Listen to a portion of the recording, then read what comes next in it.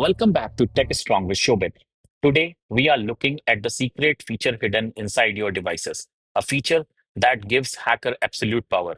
In older videos games, developers often left a backdoor, a secret code that gave you infinite health, let you walk through walls, and control the entire game reality. They called it God mode.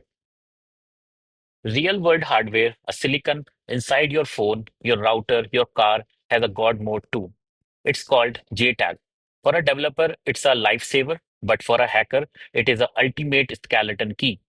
Today, we are learning how to lock that door.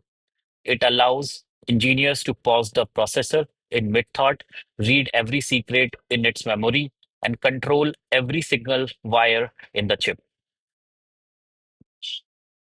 JTAG stands for Joint Test Action Group. It is an industry standard interface found on almost every complex microchip when it leaves the factory. When engineers are building a device, they need to see what's happening inside the brain. If the chip crashes, they plug a special club cable into these JTAG pins to debug it.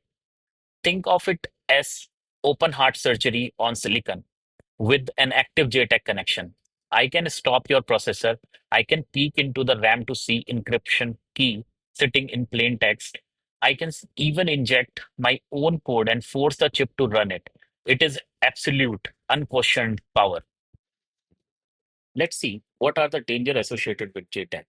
This interface is essential for making the chip, but the problem is on many cheaper devices like insecure IoT cameras or budgeted routers, manufacturers just leave this door unlocked on the final project.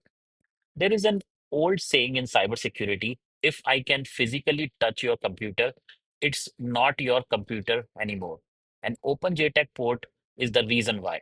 If hacker gets physical access to an unsecure device, they can shoulder a few dollars worth of wire to the board.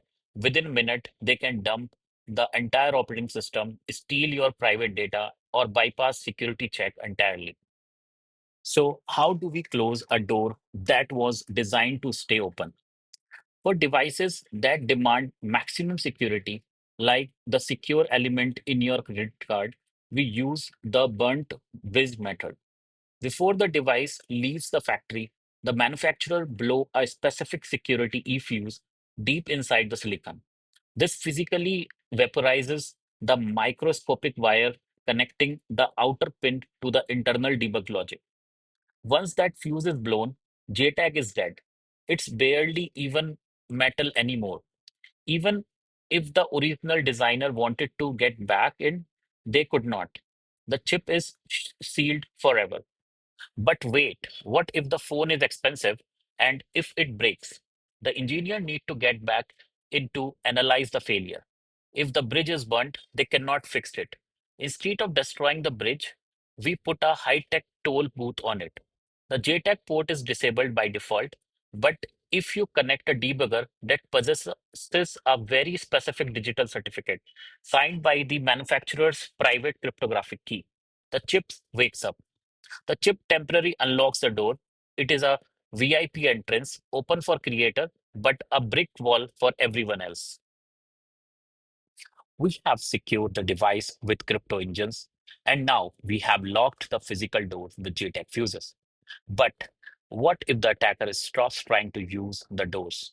What if they take a drill, a laser, or a voltage spike and try to smash their way in?